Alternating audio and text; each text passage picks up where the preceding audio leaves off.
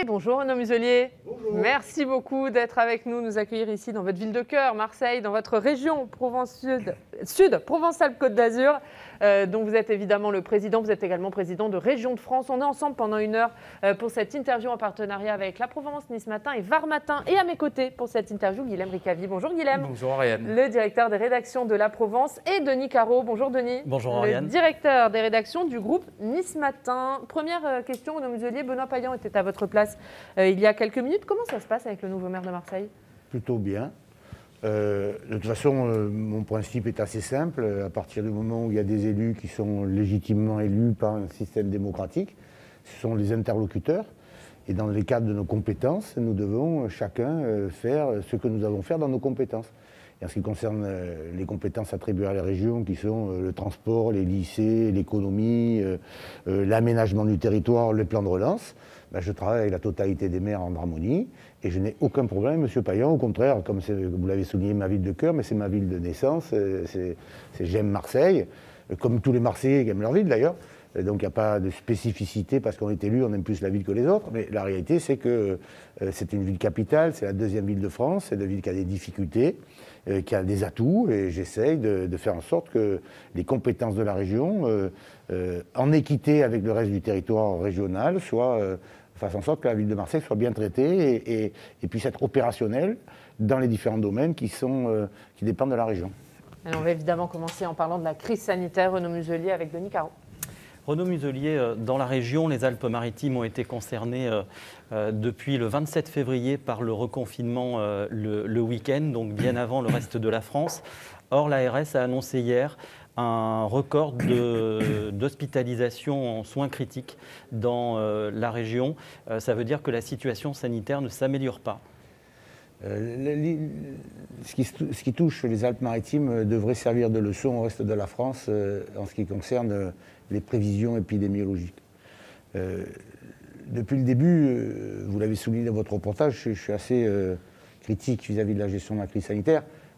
Deuxième volet, puisque en tant que président des régions de France, j'avais demandé à mes collègues présidents de région de ne pas faire de polémique. Et donc, on peut dire que pratiquement jusqu'en septembre de l'année 2020, vous n'avez jamais entendu les régions critiquer la gestion de la crise sanitaire, parce que quand on ne sait pas, que ça évolue, que c'est compliqué, on a tous eu des responsabilités importantes, on sait que c'est difficile, donc il faut être très calme. Mais enfin, on apprend quand même dans la crise. On apprend dans les difficultés. Et on a eu pendant toute cette période de l'année 2020, tout ce que j'appelle le bazar des critères. Donc on ne savait plus très bien comment prendre la température du pays par rapport à la pathologie. Donc est-ce qu'on confinait au niveau municipal, territorial, national, sur quels critères ? Bon.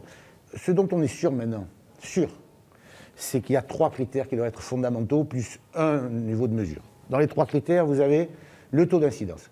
Le taux d'incidence, il ne doit pas dépasser 250. Voilà. Il est de combien aujourd'hui dans votre région ? Et là, il est à 500 sur la région. En moyenne sur la région, il est passé à 600 sur les Bouches-du-Rhône. Et dans les Alpes-Maritimes, il était à 700, et il est à 400, et il plafonne à 400. Après, vous avez le taux de positivité. Le taux de positivité, ça veut dire quoi ? C'est quand vous êtes plus de 10, vous êtes en danger. Voilà. En dessous, vous contaminez moins. En novembre, nous étions à 19, par exemple. Et après, vous avez le taux de patients en réanimation. Au-dessus de 80, il y a danger. Bon. Et on se retrouve. Et aujourd'hui, dans la région, nous sommes avec un taux de positivité de 8, donc ça c'est bien, et avec un taux de réanimation à 120 à peu près, en moyenne. Bon. Et les Alpes-Maritimes doivent nous servir de leçon pour la gestion nationale du problème. Vous étiez à 700 dans les Alpes-Maritimes. Vous étiez à 700 avec 140% de patients en réanimation, avec un taux d'incidence de 11. 6 semaines après, vous avez été les premiers à avoir un confinement assez strict et sévère quand même, puisque vous n'étiez même pas aux 10 km. Alors, aujourd'hui, et en 6 semaines après, de 700, on est passé à 400, c'est un taux très significatif en amélioration. De 140% de patients en réanimation, on est passé à 120, mais on est à 400, on ne bouge plus, 6 semaines après. Ça veut dire qu'il faut être très prudent sur l'hypothèse d'une sortie du confinement. Exactement. Et très prudent, et en même temps, on voit bien la capacité de rebond immédiat. C'est-à-dire que, par exemple, dans les Bouches-du-Rhône, je pense qu'on a rebondi immédiatement, nous, après le carnaval, vous savez, où tout le monde est sorti. Donc on a fait une forme de gros cluster, quoi. Et depuis, on ne fait que monter, on est passé à 600. C'est-à-dire qu'on a flambé depuis. Alors, justement, vous parlez... Je finis, excusez-moi, j'ai été un peu long. Non, mais on va y revenir. La prise de position qui est de dire, dans 6 semaines, on sera tranquille au niveau national, j'émets des réserves, de grandes réserves, non pas parce que je suis un scientifique, épidémiologiste ou médecin, ancien médecin du SAMU, c'est que j'ai simplement l'habitude de regarder ce qui se passe ailleurs, et qu'en regardant ce qui se passe chez nous, dans les Alpes-Maritimes, on réalise qu'on est en plateau très haut, et donc on va revenir sur le carnaval, mais un mot, si on pousse votre raisonnement, Renaud Muselier, vous nous dites que ça plafonne dans les Alpes-Maritimes, il faut servir de l'exemple des Alpes-Maritimes, ça veut dire est-ce qu'il faut aller, on ne parle pas de sortie de crise, est-ce qu'il faut aller plus loin dans les mesures coercitives? Est-ce qu'il faut encore serrer la vis pour faire redescendre ce taux?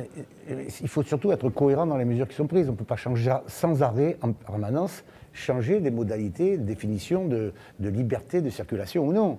C'est-à-dire que, c'est ce que je disais sur le bazar des critères encore, vous comprenez dans les Non, mais est-ce que là, vous dites que ça ne suffit pas, les mesures coercitives, on le voit, ça plafonne dans les Alpes-Maritimes? Je ne dis pas que ça ne suffit pas, je dis que le président de la République nous a expliqué que le 26 avril, on pouvait ouvrir les lycées, le 3 mai, les lycées, le 26 avril, les écoles, et que mi-mai, on ouvrirait nos terrasses. Mais quand je regarde l'expérience des Alpes-Maritimes, je pense que c'est un pari très risqué. Voilà. Et dans ce pari-là, je pense que ce pari est très risqué. Et donc, il faut toujours donner une perspective à son patient, à son malade. Et aujourd'hui, notre pays est malade. Et donc, il faut toujours donner une perspective. Mais cette perspective-là, compte tenu de l'expérience des Alpes-Maritimes, qui ont été très rigoureux, qui sont très, très respectueux, ils ont été très sérieux, il faisait beau en plus. Donc, ils ont bien travaillé. Et bien, l'expérience montre, en tout cas, mais il y a cette différence, c'est que là, il y a eu des écoles fermées en plus. Les écoles ayant été faites, non pas pour gêner les enfants, c'est surtout pour empêcher les parents de sortir. On va revenir sur les écoles, mais sur le carnaval. Oui, c'est vrai que vous avez fait un tweet qui a beaucoup fait parler de lui. Hein. On parle de ce carnaval de la Plaine, 6500 personnes qui ont défilé sans masque, sans geste barrière à Marseille ici il y a quelques semaines. Et une semaine après, vous avez fait un tweet pour dire, ben voilà, on voit les faits et vous vous basez sur les cartes des marins-pompiers qui montraient le taux de virus dans les eaux usées de la ville, ce qui représente au final le taux de circulation.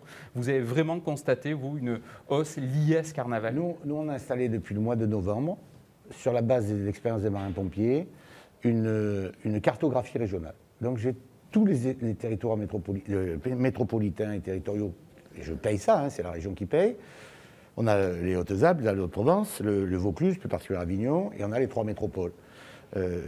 Nice, Toulon, Marseille. Et vous savez, vous l'avez souligné, mais je tiens à le rappeler, on a ça depuis le mois de novembre, et on a donc, on sait ce qui se passe une semaine après, en fait, 5 jours exactement. Et dans les eaux usées, vous avez 3 critères qui sortent assez facilement par quartier, vert, jaune, orange et rouge. Bon, quand vous êtes en vert jaune, ou jaune-orange, ça va à peu près, quand vous êtes orange et rouge, ça ne va pas. Bon, et bien là c'est très simple, dans l'affaire du carnaval, on a vu, la semaine d'après, pouf, on est tous passés en orange. Mais Benoît Payen, en votre presse, il nous disait c'est pas vrai. Il n'y a pas de preuve. Il n'y a pas de preuve pour montrer que ce carnaval de la Plaine a eu des incidences sur l'état sanitaire de la ville de Marseille. Mais je ne veux pas rentrer dans une histoire politique parce que vous constaterez. Mais il dit justement ceux qui disent ça, ils font de la politique. Ben oui, mais enfin, lui, ce sont tous ses amis, donc il a du mal à condamner ses amis. Donc c'est un autre débat. Mais moi, je ne rentre pas là-dedans. Je fais simplement un constat simple. Nous sommes en vert et en jaune. Il y a le festival de la Plaine. La semaine d'après, on est jaune-orange. Voilà, terminé. Donc après, là-dedans, le festival. Je pense qu'il y a aussi quelque chose, et je tiens à souligner ça. On a tous envie de faire la fête, quand même. On a tous envie d'aller dans les restaurants, dans les bars, boire un café sur une terrasse quand même. Hein. C'est ça l'histoire qui nous importe. Et donc aujourd'hui, on a tous besoin. Mais je pense que surtout dans les mesures coercitives dont vous parlez, il y a quelque chose qui doit être... Il ne faut pas changer en permanence de critères, mais il y a quelque chose qui est très important.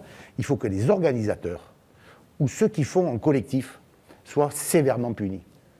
Le restaurateur qui fait des restaurants privés, il ne doit plus avoir les aides de l'État, il ne doit plus être accompagné, et il doit avoir une verbalisation massive.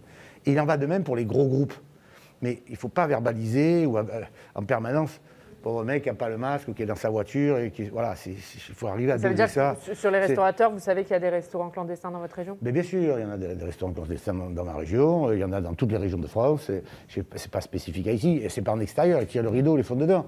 Mais ceux-là, s'ils sont pris, attention, il faut qu'ils perdent toutes les aides. Hein, parce que ce n'est pas normal que tous ceux qui font les efforts et qui souffrent, et qui le font avec grande dignité et très énorme souffrance, soient pénalisés et qu'ils ne puissent pas réouvrir à cause de quelques tricheurs. Hein. Denis.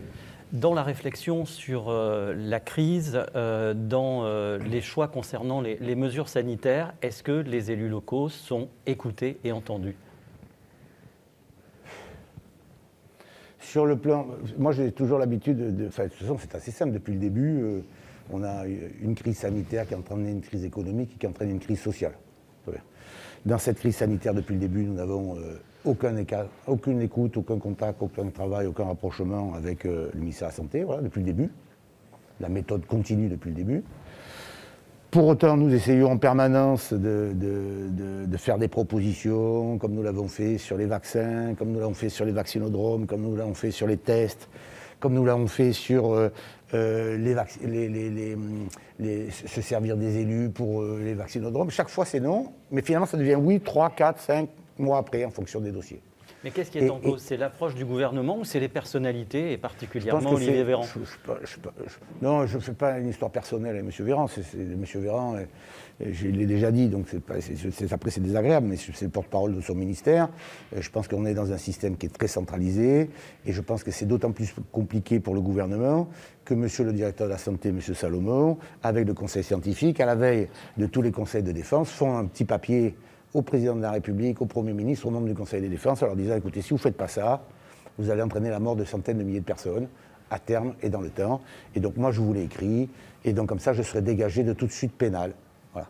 Et quand vous avez une pression comme ça, là-dedans, ça pose d'énormes difficultés pour le décideur. Et en aval, donc ça c'est en amont, et en aval, ils veulent tout concentrer, c'est-à-dire qu'ils ne sont pas capables de s'appuyer sur le ministère de la Défense, de l'Intérieur, pour organiser les cellules de crise, ce qui est quand même son métier, et ils ne veulent pas s'appuyer sur le ministère de la Défense pour la logistique. Alors on se retrouve avec des problèmes de dysfonctionnement mécanique entre les élus locaux, les sapeurs-pompiers, les marins-pompiers, l'organisation territoriale en période de crise, et des énormes difficultés en termes de logistique. C'est pour ça que c'est difficile, parce que ce n'est pas des logisticiens, ce que je pense du contraire le ministère de la Santé, alors que le ministère de la Défense est capable de faire. Ah, mais donc vous nous dites que le gouvernement se trompe dans sa stratégie.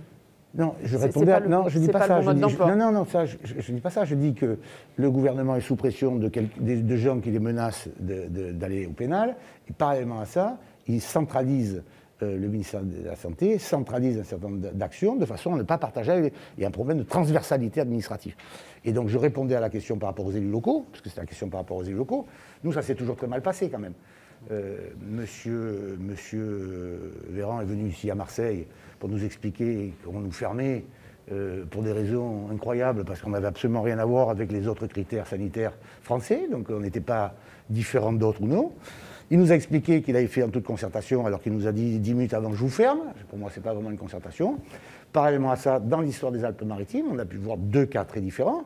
Un cas où il a parlé avec les élus locaux, et on a eu une territorialisation acceptée difficilement par les élus, mais validée dans le cadre de l'organisation avec le littoral et le reste des Alpes-Maritimes. Il y a eu une territorialisation dans la différenciation quand même. Là, ça s'est fait avec les élus locaux. Et ça a été plutôt fait en harmonie. Et même si c'est difficile, ça a été accepté. Le coup d'après, ça a été au revoir et merci, tout le monde dehors, sans qu'on nous prévienne en quoi que ce soit. Et donc cette méthode-là, eux-mêmes n'ont pas su s'adapter ou changer. Voilà, c'est ce que je regrette. Guilhem. Oui, alors on parle de vaccination justement. Le gouvernement vante en ce moment une accélération de la vaccination. On voit les efforts de communication qui sont faits. Il y a des chiffres donnés tous les jours. Il y a des petites infographies là, sur les réseaux sociaux du gouvernement qui circulent. Est-ce que vous, sur le terrain, vous constatez véritablement une progression de cette vaccination? Est-ce que véritablement on accélère? Est-ce qu'on a passé la vitesse supérieure en la matière selon vous? Parce qu'on se rend compte que c'est une attente de la plupart des Provençaux aujourd'hui. Il y a plusieurs étapes, vous avez raison de le souligner. Le démarrage a été particulièrement chaotique et je crois critiqué, et c'était largement mérité. Pourquoi? Parce que souvenez-vous quand même que même le président de la République en début d'année nous a dit ça part pas assez vite, ça part pas assez fort, il faut servir des élus locaux, il faut faire des vaccinodromes, pendant que la culture du ministère de la Santé, c'est dire surtout pas. Tout de suite, nous avons proposé, avec les régions de France, avec les maires de France, et les départements de France, on a dit, servez-vous des croix vertes, des pharmaciens qui sont capables de faire les vaccinations pour les grippes et qui font 15 millions de personnes en 1 mois et demi. Ils sont à un endroit où vous avez, d'après la loi, 4100 habitants autour. Donnez-leur les moyens. Ils ont des logisticiens répartiteurs pour servir les pharmacies. Allez-y, avec les médecins généralistes et en voiture. Bon, impossible. Donc il a fallu expliquer qu'il fallait faire des centres centralisés. Puis finalement, dans la région Provence-Alpes-Côte d'Azur, on en a 103. Bon, mais il s'était au début trompé, en fait, parce qu'il s'était trompé entre 1 dose et 2 doses. Ils avaient élargi la population pour vacciner 600 000 personnes, et on en avait la capacité qu'en faire 200 000, et on avait l'organisation qu'en faire 50 000. C'est ça qu'on a eu quand même pendant 1 mois et demi ici. C'est ça, pendant la nuit. Alors maintenant, le Premier ministre a pris les choses en main. Et je l'ai eu plusieurs fois au téléphone, parce que j'arrive à échanger avec le Premier ministre. Il est très réceptif. En tout cas, il m'écoute. Après, il écoute, lui. Et donc, il a repris les choses en main. On est rentré dans les vaccinodromes, ça a accéléré. Il y a bien entendu, et je ne pose pas de polémique là-dessus, d'ailleurs, la livraison, elle arrive pas. Enfin, petit à petit, ça arrive. On rattrape notre retard. Et le fait que maintenant, ça soit plus sous l'autorité du Premier ministre qui organise le dispositif pour qu'il y ait le maximum de vaccination tout le temps, partout, le plus possible, change la doctrine. Et donc, ça commence à marcher, oui. Mais est-ce que les doses, elles arrivent? Parce que Benoît Payan, le maire de Marseille, il y a quelques minutes, il nous disait « J'ai eu des informations hier soir de l'ARS, je suis inquiet, on va avoir un problème dans l'arrivée des doses. » Et ça aura peut-être pour conséquence de stopper les primo-vaccinés au mois de mai. Est-ce que vous avez les mêmes informations? Est-ce que vous êtes inquiet? Je confirme ces propos. Donc ça veut dire qu'il y aura un arrêt de la vaccination au mois de mai? Pour les primo-vaccinés? Il n'y aura plus que des secondes doses? On va avoir des OK. Au moment où on doit dérouler et que ça soit fluide, que ça soit facile, j'avais même proposé à un moment, mais maintenant c'est trop tard, de faire un peu comme il y a un incendie. C'est-à-dire que là, on voit où ça flambe, comme dans les Alpes-Maritimes. On n'avait pas besoin de vacciner dans d'autres parties de la France où il n'y avait pas de problème. Et il fallait, quand il y a un incendie, vous envoyez le Canadair pour éteindre l'incendie. Et là, on vaccinait à tout va toute la population des Alpes-Maritimes pour éradiquer la maladie, pour pas qu'elle se transmette. Plutôt que d'aller vacciner à des endroits où vous étiez avec des taux d'incidence à 50, quoi. C'est ça, avec des patients en réanimation à 10%. Enfin, ça n'a aucun sens. Bon, ben ça n'a pas pu être fait. Maintenant, c'est trop tard, puisque l'incendie a gagné le pays. Donc le coup du Canadair ne peut plus fonctionner. Donc, alors après, on va me dire, oui, mais tu n'es pas gentil. Je ne suis pas gentil, mais c'est pas que je ne suis pas gentil, j'essaie d'être efficace et pragmatique. Bon. Et donc là, aujourd'hui, on a des doses qui doivent arriver, on a une quantité de doses qui doit être validée et ventilée, et on nous explique au dernier moment qu'elle n'arrive pas. C'est quand même encore un problème de logistique. C'est un problème de logistique.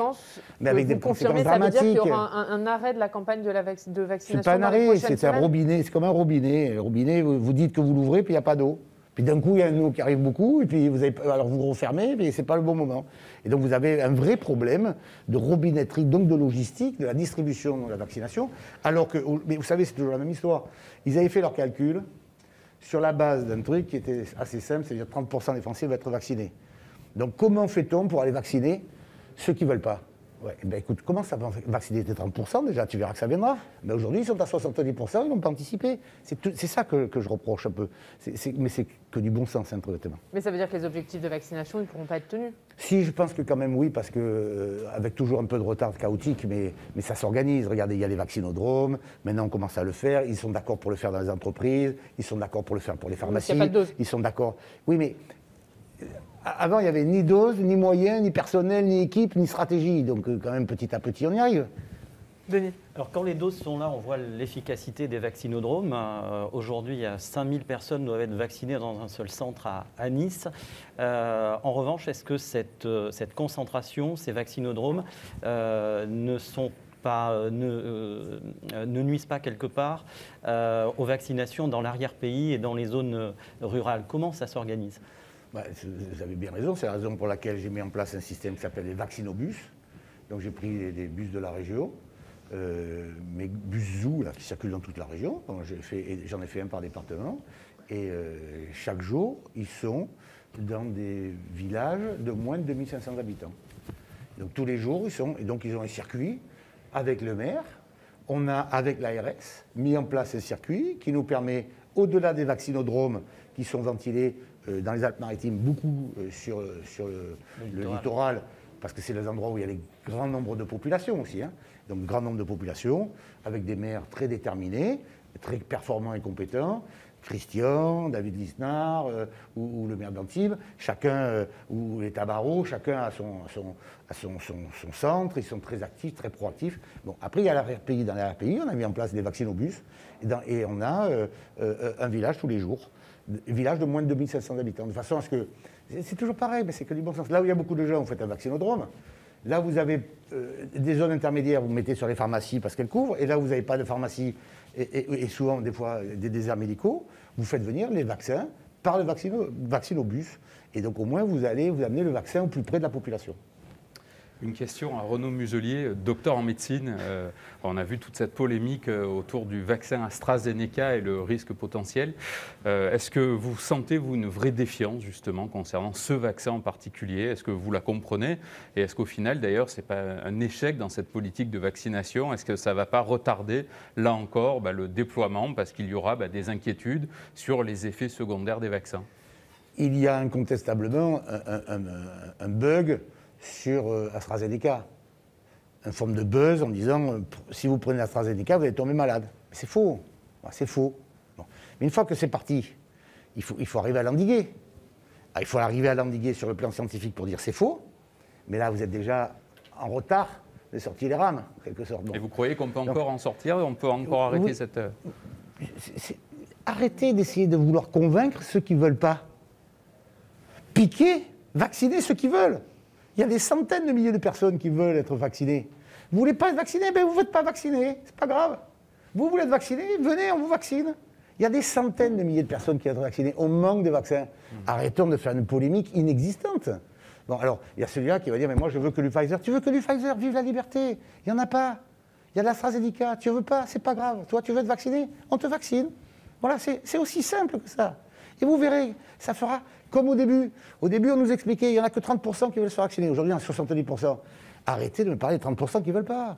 Et puis après, on va se retrouver dans un truc très simple. Moi, je vais m'en occuper dans les corrigies d'Orange. Les corrigies d'Orange, elles dépendent de moi. Je suis le président des corrigies d'Orange. Je suis en plein air, je fais mon protocole sanitaire. Mon protocole sanitaire, il va être très simple. C'est faire comme en médecine. Revenons à la médecine. Vous êtes vacciné, vous pouvez rentrer. Vous n'êtes pas vacciné, vous avez réservé, venez avec votre test PCR. Vous n'avez pas votre test PCR, vous inquiétez pas, vous aurez votre autotest. 10 minutes après, vous saurez si vous êtes positif.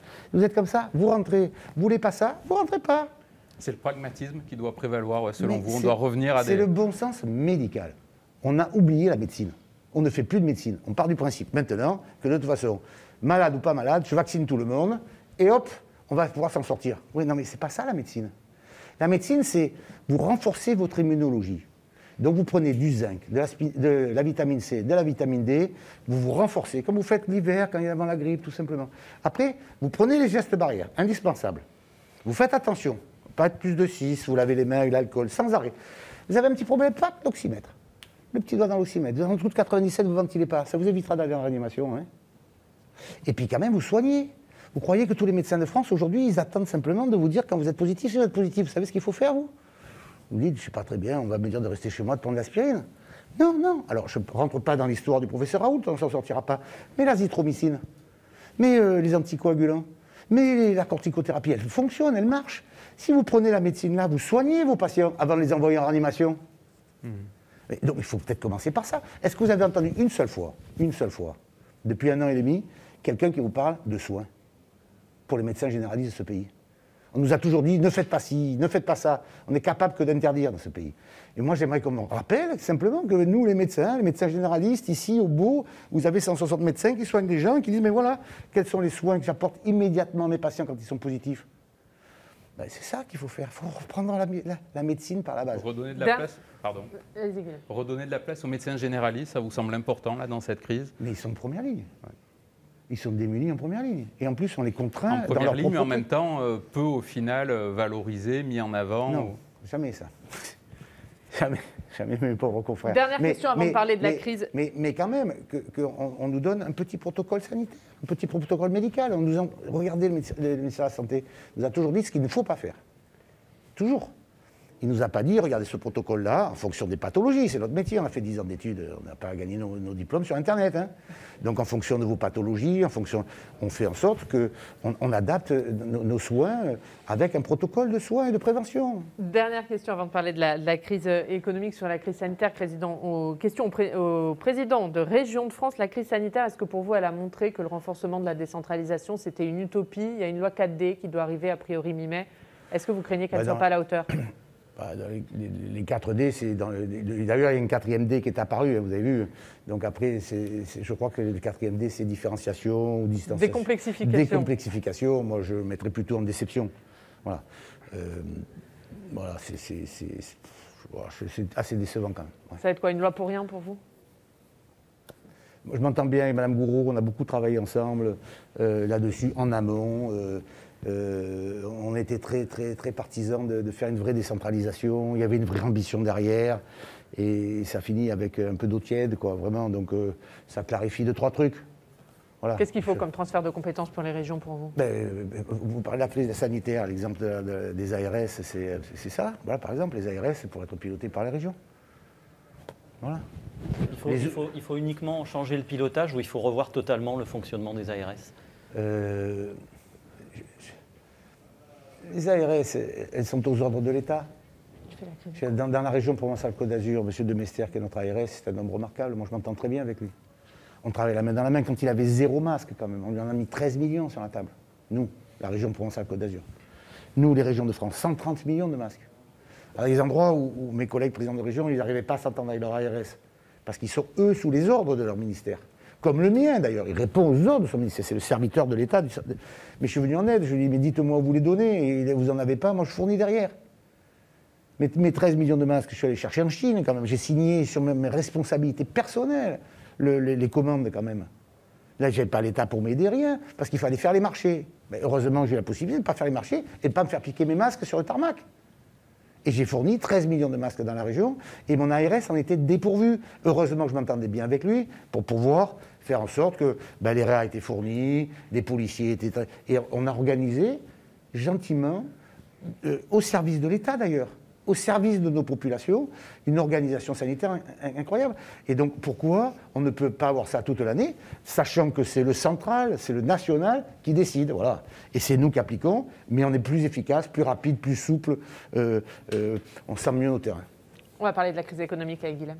Oui, effectivement, parce que cette crise sanitaire a une autre conséquence, c'est une crise économique majeure, ça forcément, on le voit au quotidien. Vous savez combien la crise a coûté depuis un an dans la région sud ? Ça dépend des secteurs, mais c'est colossal. Hein. C'est colossal parce que vous avez eu la première période qui part pour nous mi-février et qui arrive jusqu'à mi-mai à peu près. Dans les 2 mois, là où on perd grosso modo 4 points du PIB là, régional. On a un rebond très très fort à partir d'été. Vous savez, on avait fait la fête des terrasses dans la région qui avait très bien marché. Je me bats toujours pour la vie, moi. Donc le retour à la vie, c'est quelque chose d'essentiel pour moi. Ça avait très bien marché. On a fait une très belle saison d'été quand même. Donc on a compensé. Et après, derrière, on a eu un mois de novembre catastrophique. Et puis on a eu un désastre économique avec les sports d'hiver. Et après, ça dépend des secteurs. Tout le secteur hôtelier, bar, restaurant, tout l'UMI en fait. Bar, hôtel, café, restaurant, etc. Tourisme, là. C'est un désastre.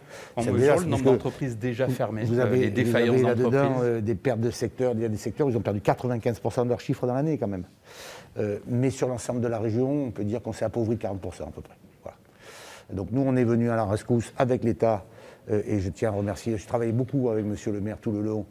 En tant que président des régions de France, on était tous les lundis au téléphone, secteur par secteur, branche par branche, et ils apportaient des réponses tout le temps. Et là, ils ont été, Dieu sait, des fois, parfois, on a beaucoup critiqué Bercy. Là, quand même, ils ont sauvé des filières entières, des pans entiers de notre économie ici, hein, comme Airbus Hélicoptère, par exemple, hein, comme l'ACNIM, dans le Var.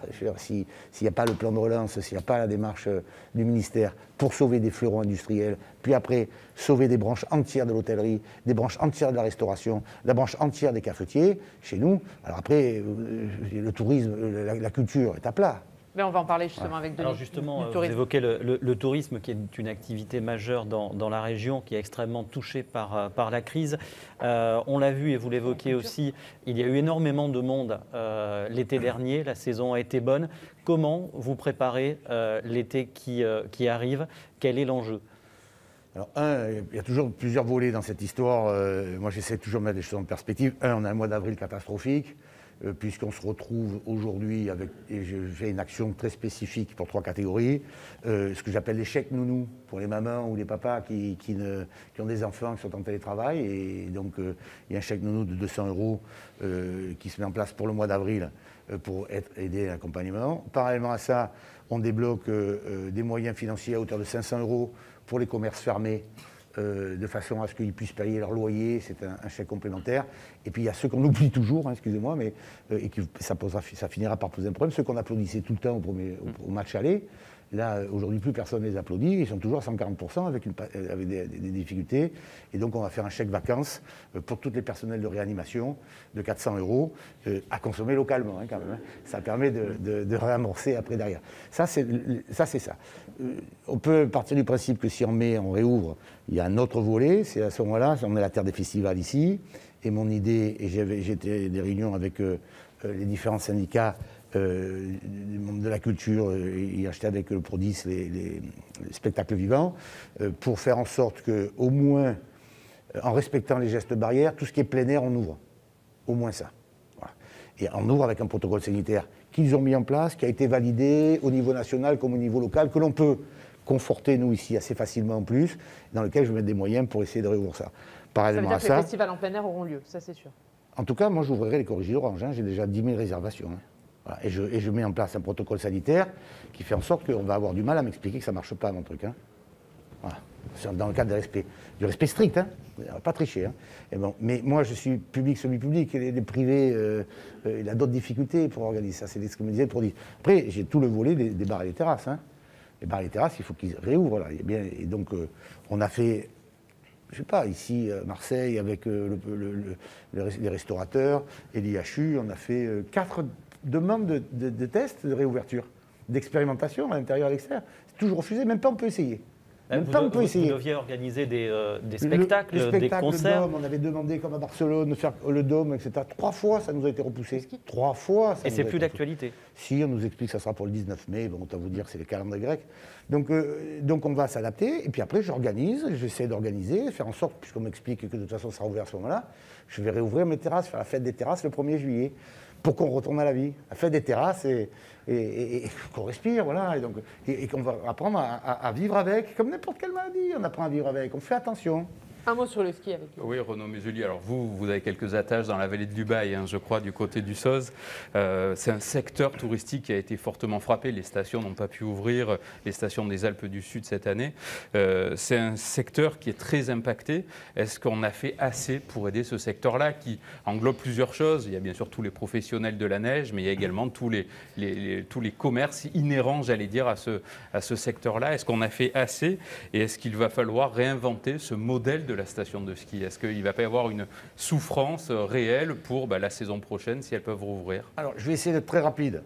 On nous a expliqué qu'il fallait fermer Noël, 25% du chiffre d'affaires, pour être sûr d'ouvrir en Mardi Gras, enfin en février. Donc voilà. Et donc, ça a été un choc. Ils avaient fait 12 protocoles sanitaires pour les perches à l'extérieur, etc. Bon, très bien.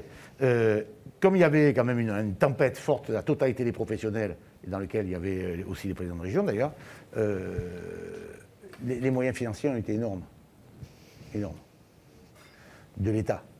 Donc secteur soutenu. Ah oui. Et parce qu'en fait, ils font grosso modo 25% du chiffre en Noël, ils en font à peu près 25% en février, ils font 60% pour les fêtes de février, enfin janvier. Et donc là, ils se sont trompés parce qu'en février, ils voulaient fermer janvier alors qu'on n'était pas contaminé. Enfin, ils ont fermé Noël alors qu'on n'était pas contaminé pour sauver février. Donc l'année entière était finie. Parce qu'ils avaient fermé en mars avant, n'oubliez pas, ils ont fait une année complète. Et donc, comme ils avaient engagé les moyens financiers importants pour Noël, ils ont mis les mêmes en février. Donc, il y a eu des aides massives. Mais les aides massives, ce n'est jamais que la perfusion pour les travailleurs. Ils veulent travailler, les gens. En plus, il y avait de la neige cette année.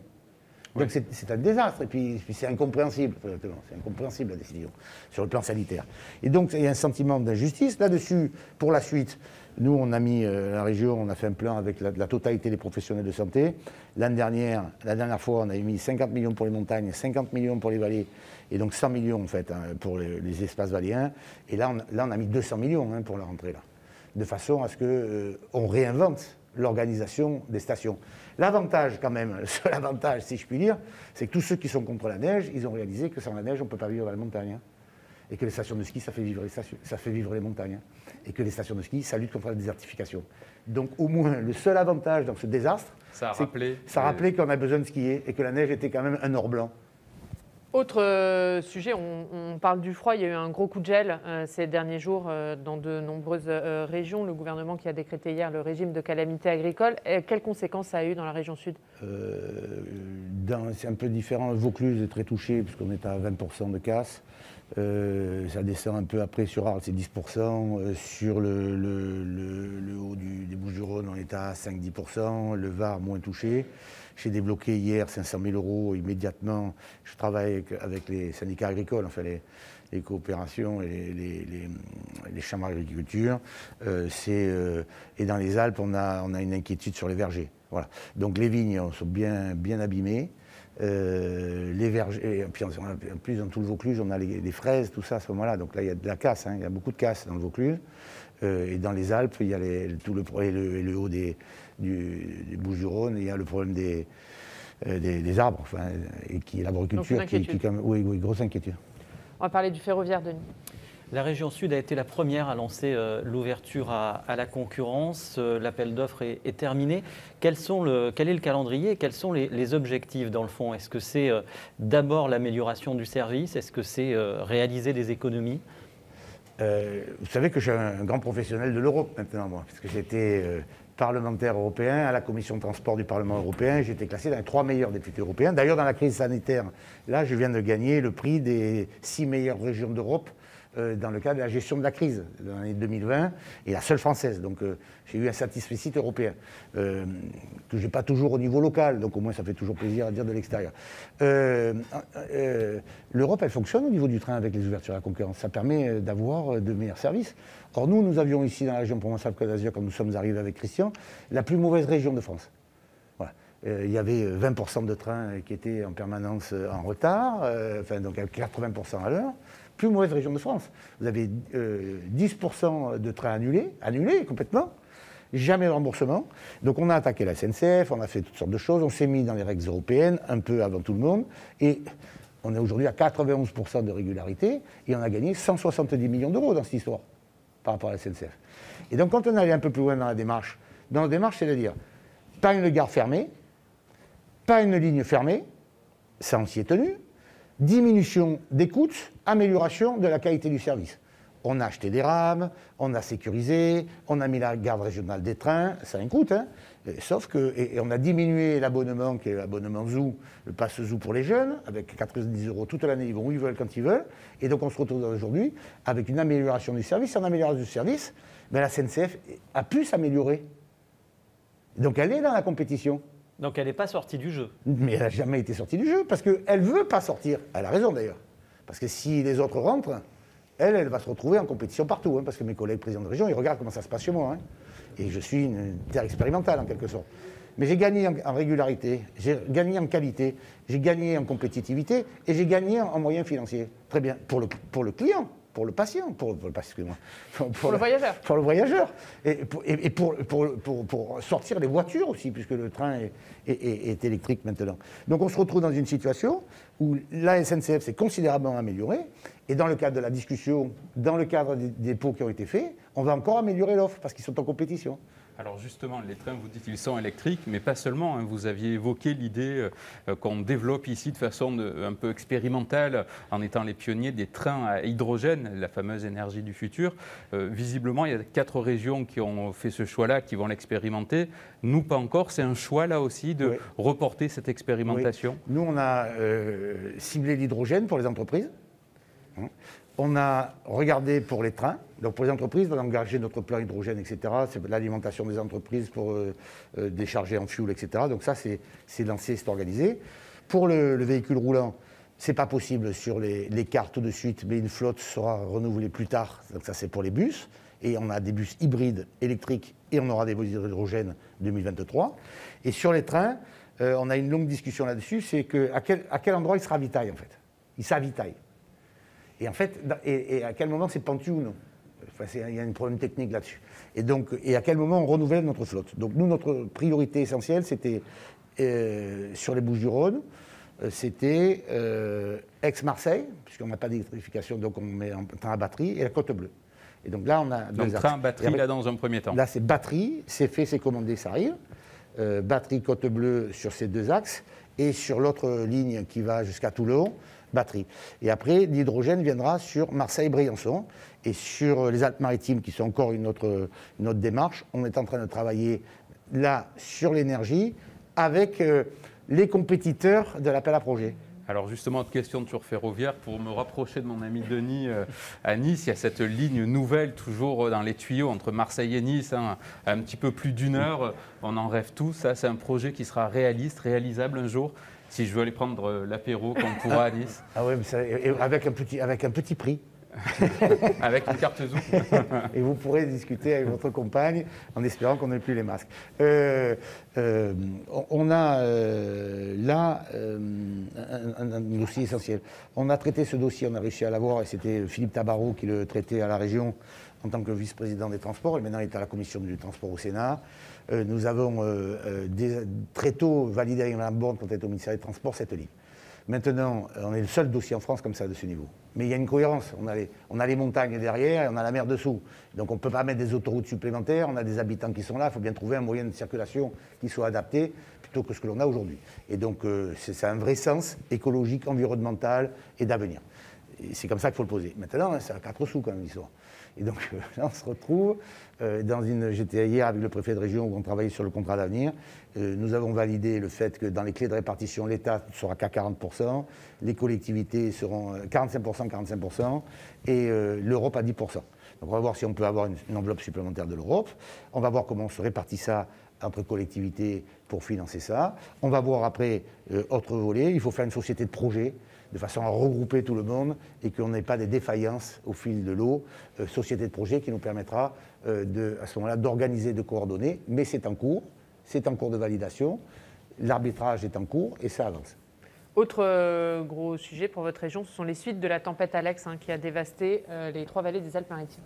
On a vu la mobilisation à tous les niveaux, à commencer par la mobilisation des collectivités locales. L'État s'est engagé, a fait des promesses. Est-ce que ces promesses sont tenues et sont à la hauteur de l'enjeu et de cette reconstruction qui va prendre des années ? Alors, est-ce que c'est à la hauteur ? Il en faut toujours plus. Est-ce que ça va à la vitesse ? Ça ne va jamais assez vite.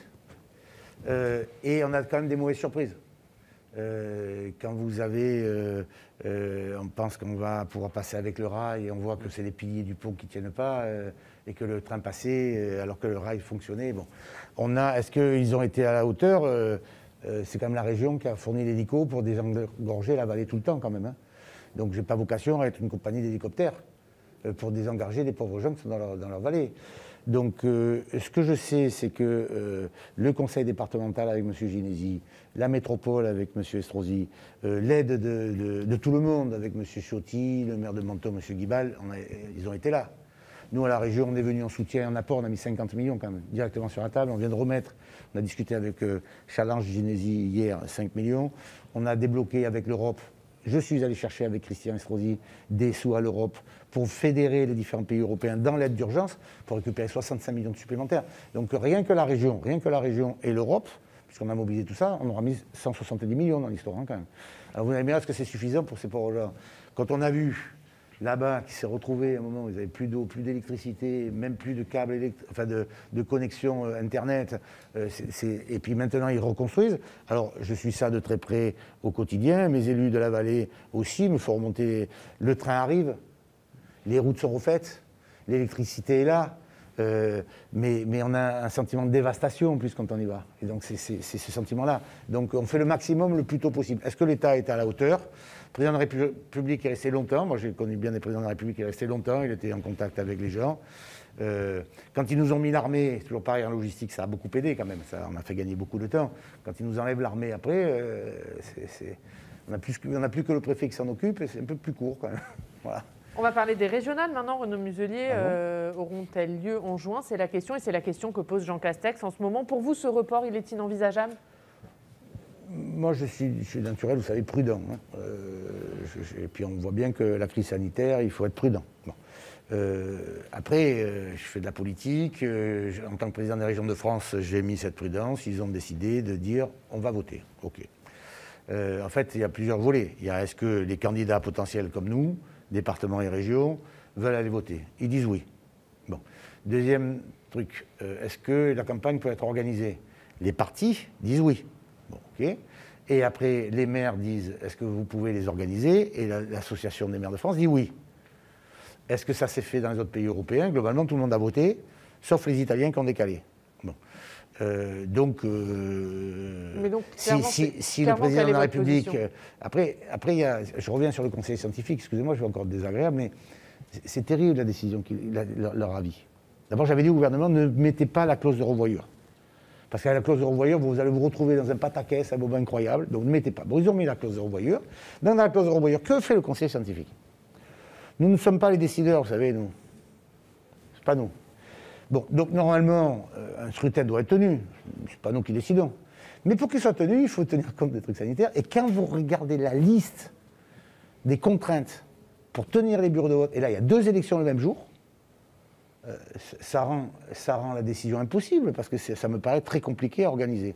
Mais bon, mes collègues ont dit oui, allons-y. Et si le président de la République a raison quand il dit qu'on ouvre nos terrasses en mai, je ne vois pas pourquoi on ne pourrait pas voter en juin.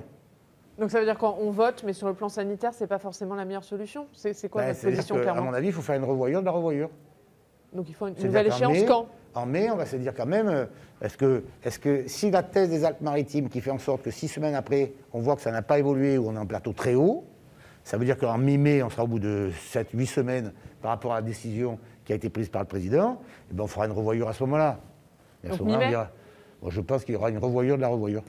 Donc on n'est pas sûr que les élections se tiennent en juin?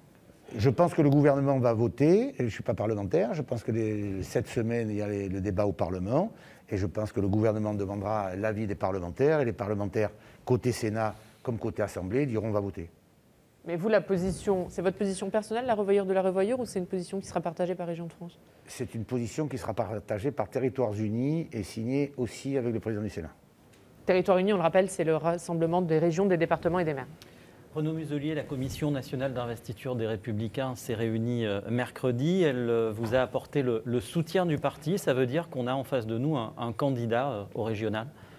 Non. Vous avez un président de région qui est à la manœuvre depuis 1 an et demi et qui se lève la peau. Voilà. Mais il y a un calendrier qui court. Dans ce calendrier qui court, j'appartiens à une famille politique LR. Je respecte les statuts de ma famille politique et donc il y a une commission d'investiture et je me suis présenté avec les responsables politiques régionaux, parlementaires, présidents de département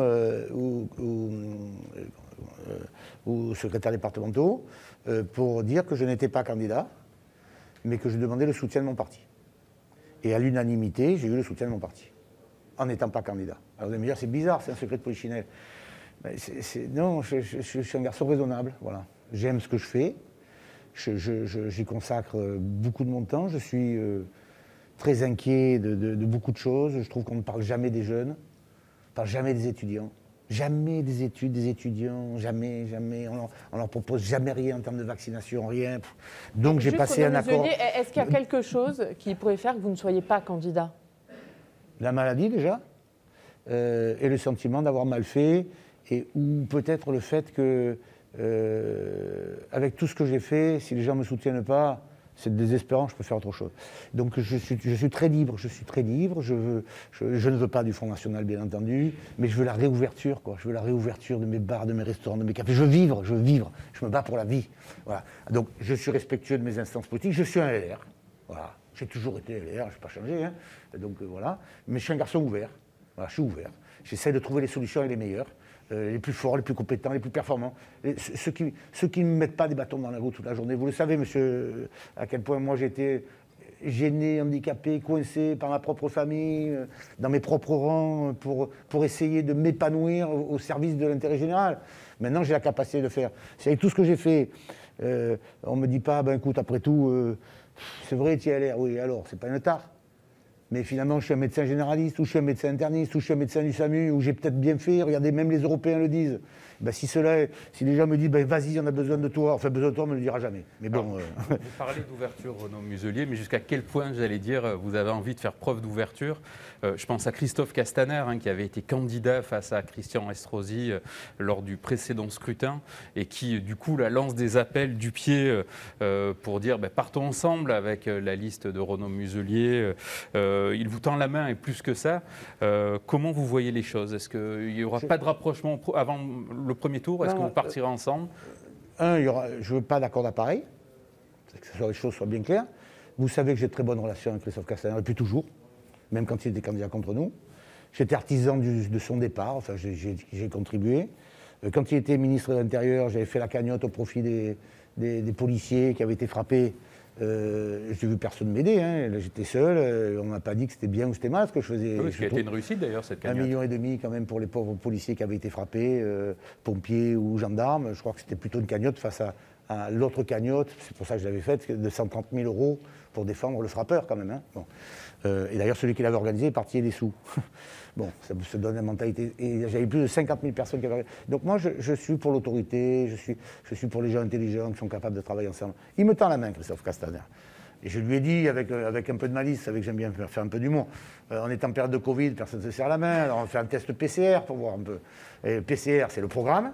C'est quoi votre programme? Qu'est-ce que vous voulez? C'est les compétences. Et il y a les compétences, il y a le C de confiance aussi quand même, hein, parce que... Voilà, dans ce monde, si on peut établir un peu de confiance, c'est pas mal. Les compétences. Voilà. Et après, vous avez la République, parce qu'il y a le front, et il y a donc l'extrême droite, et vous avez la région. Voilà. Donc, et si on est positif, j'ai pas répondu PCR. On en est où de ce test PCR? Parce que depuis le temps que vous demandez, il est positif j'ai ou pas répondu PCR, que dans la seconde, j'ai vu arriver un ministre déboulé, inconnu d'Inavi Adam, être candidat. C'est pas une bonne méthode de travail quand même pour le PCR. Il n'y a pas de PCR. Là, je rentre chez toi et puis je vais t'expliquer que je suis meilleur que toi. Peut-être. Et comment vous interprétez cette candidature de Sophie Cluzel, qui est membre du gouvernement et qui... J'interprète ça comme ils ont fait un peu à Marseille. C'est-à-dire qu'à l'intérieur d'En Marche, c'est très particulier. Vous avez un tiers de gens qui nous aiment bien, nous les mecs de droite. Vous avez un tiers de mecs qui ne nous aiment pas, parce que c'est des gens issus de la gauche, et puis un tiers d'opportunistes qui essaient de se placer. Et dès que vous discutez avec un des deux autres tiers, les deux autres tiers vont se mettre contre vous. Toujours. Et donc, vous vous retrouvez dans une situation où vous n'avez, contrairement à nos formations politiques, pas d'interlocuteur réel, clair et crédible. Ils changent d'avis sans arrêt, en fait. Donc, à partir du moment où ils changent d'avis sans arrêt, vous pouvez difficilement discuter. Ça, c'est pour la discussion, comme nous le faisons classiquement. Enfin, moi, j'ai des gens du MoDem qui sont tous avec moi, ils sont avec moi. Et ils sont avec moi, ils resteront avec moi. Les gens d'Agir qui sont avec moi, ils sont avec moi, ils restent avec moi. On a fabriqué une majorité régionale qui n'a perdu aucun de ses élus. Il y a 8 composantes entre la droite, le centre et la société civile, en gros. Hein, dans lequel il y avait des marcheurs, d'ailleurs, comme M. Dombreval. Il ne m'a jamais manqué une voix. Ils ont été respectés. Ils n'ont jamais eu aucun problème. Et personne ne me dit que mon bilan était dramatique, donc ils y ont participé. Et comment ils vont faire pour dire maintenant, avec une ministre qu'on n'a jamais eue, je trouve que c'est très bien ce que fait la maison commune des marcheurs. Je suis un peu inquiet, hein, pour eux. Un mot sur la politique plus nationale et Xavier Bertrand. Est-ce que Xavier Bertrand il a eu raison de se déclarer maintenant pour vous? Je ne porte pas de jugement. Je dis simplement que Xavier Bertrand a décidé d'imprimer son propre calendrier. Xavier a dit, il voit bien qu'il y a une difficulté pour départager à droite un candidat, que là-dedans, il veut jouer sa propre carte. Il voit bien qu'il y a un risque potentiel qui n'est pas l'élection régionale, qui donc ne seront pas le cut de partage. Donc il dit, moi, régional par régional... si je perds, je ne serai pas candidat à la présidentielle. Si je gagne, j'affirme, en dehors des partis, en portant une valeur républicaine qui sort de chez nous, hein, quand même plutôt dans notre formation. Donc il ne se laisse pas imprimer. Il aura votre soutien. Un calendrier. Attendez, on peut encore pas le temps. Je ne sais pas s'il y aura les régionales, je ne sais pas s'il va être candidat, je vais me demander si je soutiens Xavier Bertrand. En tout cas, je travaille avec lui et j'ai beaucoup de plaisir à travailler avec lui. Je vous ferai aimablement remarquer quand même, et je soulignerai à votre attention, que les Hauts-de-France, qui n'ont jamais été dans la région de France, est revenu dans la région de France depuis que je suis président, et Xavier Bertrand est venu et s'y sent bien. Voilà, mais comme Valérie Pécresse, comme Hervé Morin, comme Laurent Wauquiez, comme Carole Delga. Donc moi, j'ai cette capacité à faire en sorte que les gens se sentent bien autour de moi. J'aime bien cette harmonie-là. Voilà. Et la question de fin pour Guilhem. Aïe. Oui, la question de fin. D'ici, on voit très bien l'hôtel de ville. Hein. Jean-Claude Gaudin l'a occupé pendant 25 ans. Il a écrit un livre, ses mémoires. Est-ce que vous avez pris le temps de lire, Renaud Muselier, ce livre? Non, je ne l'ai pas acheté. Mais figurez-vous. Vous ne l'avez pas envoyé?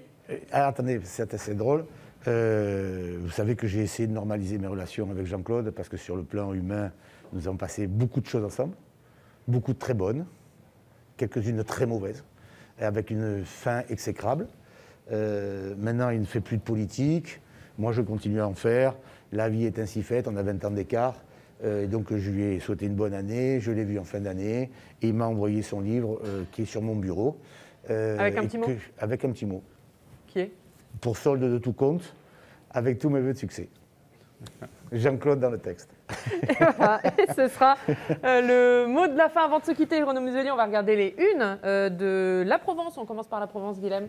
Oui, alors avec un titre, avec un jeu de mots, ça plaira à Renaud Muselier, le jeu des 10 bornes, parce qu'on a voulu mesurer, on sait que Marseille est une commune qui est très étendue, et on a voulu voir effectivement si en respectant la distance de 10 km, on pouvait aller par exemple au bord de la mer. Si on habite dans le quartier des Camoins, clairement, on ne peut pas aller voir la mer à Marseille. À la une de Nice Matin, au pays des déconfinés. Au pays des déconfinés, on est allé à la rencontre des Azuréens qui sont dans les pays où les terrasses ont rouvert, où les restaurants ont rouvert, qui se déconfinent progressivement. Ils nous racontent cette vie qui reprend. Et rapidement, la une de Var Matin. La une de Var Matin, terrible coup de gel, on en a parlé, le coup de gel notamment dans les vignes, dans le Haut-Var. Merci beaucoup, merci Guilhem Ricavi, merci Denis Caro et merci Renaud Muselier d'avoir été notre invité. Public Sénat à Marseille quand même. Exactement. Avec Sud, bienvenue, regardez comme on est sympathiques tous les trois. Avec cette vue magnifique, on remercie nos partenaires et on remercie le Novotel Vieux-Port qui nous a permis d'avoir un plateau ici et d'offrir à nos téléspectateurs cette belle vue sur Marseille. Merci beaucoup, merci Renaud Muselier d'avoir été notre invité. Merci à tous de nous avoir suivis, très bon week-end à tous.